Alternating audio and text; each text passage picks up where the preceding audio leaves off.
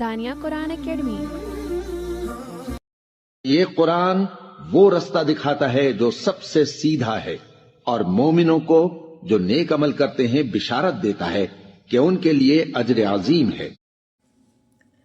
اللہم صلی علی سیدنا و مولانا محمد وعلی آل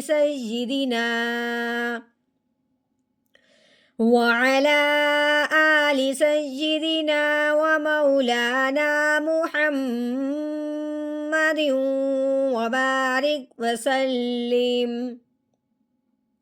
رب اشرح لی صدری ویسر لی امری واحلل عقدۃ من لسانی یفقہوا قولی۔ رب زدنی علما رب زدنی علما رب زدنی علما۔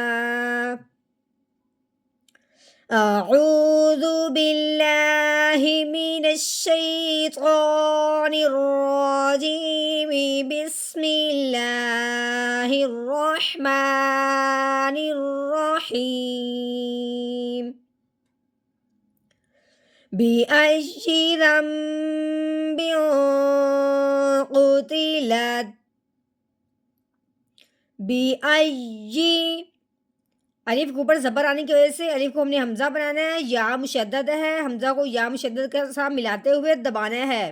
بِأَيِّ، حمزہ یا زبر آئی، یا زیر جی، آئی، بِأَيِّ، ضم ایک جسم ہے لیکن نیچے دو حرف ہیں، نون بھی ہے اور میم بھی ہے۔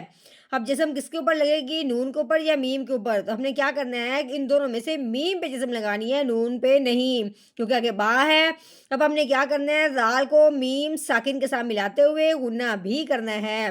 یہ چھوٹی میم کے بعد یعنی جب با آ جائے تو اس میم ساکن کے بعد کیا کرتے ہیں، میم ساکن پہ غنہ کرتے ہیں۔ کیسے؟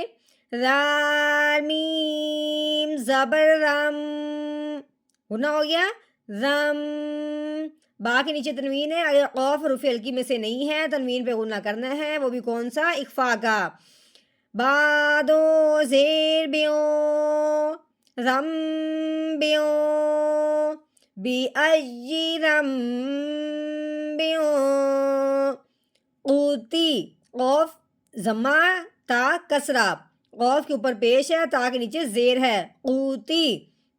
آگے لام کے اوپر زبر ہے، تا ساکن ہے۔ اب ہم نے کیا کرنا ہے، لام کو تا ساکن کے ساتھ ملانا ہے۔ کیسے؟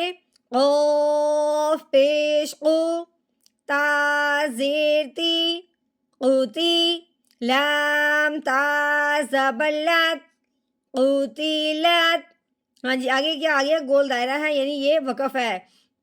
وقف کی صورت میں آخر والے حرف کو ساکن کر دیتے ہیں اگر وہ ساکن نہ ہو، جو پہلے سے حرف ساکن ہو اس کو ویسے کا ویسے رہنے دیتے ہیں، یعنی کہ ساکن ساکن ہی رہے گا، کوئی تبدیلی نہیں آئے گی، ٹھیک ہے۔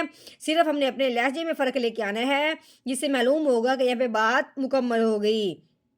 پہلے ہم نے پڑھنا ہے لام تا زبر لت، قوتیلت، آگے وقف، قوتیلت، قتلت، بِأَيِّ ذنب قتلت، بِأَيِّ ذنب قتلت۔